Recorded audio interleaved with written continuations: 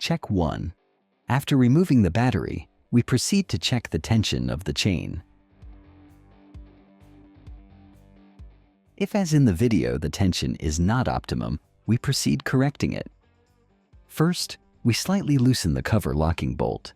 Then, using a screwdriver, we tighten the tension adjustment bolt. Optimum chain tension occurs when the chain is a little loose on the bar, but sufficiently tight that the tension links do not pull away from the bar tip.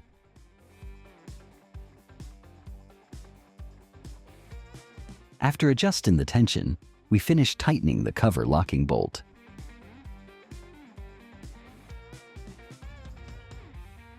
Check 2.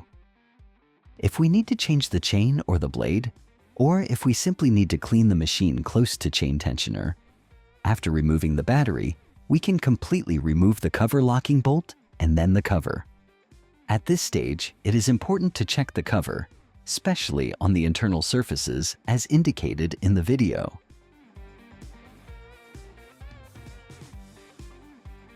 Release a little bit the tension of the chain will help us remove the blade from its seat.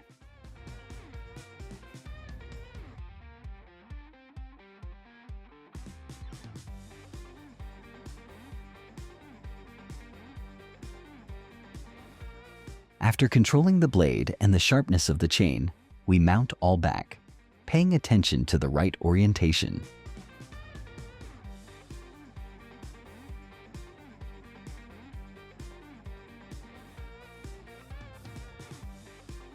Check 3.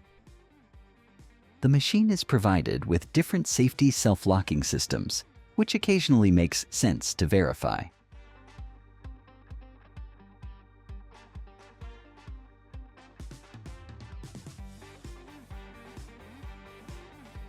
After checking the locking system for the marker, we check that the wheels of each carriage are clean and free to rotate.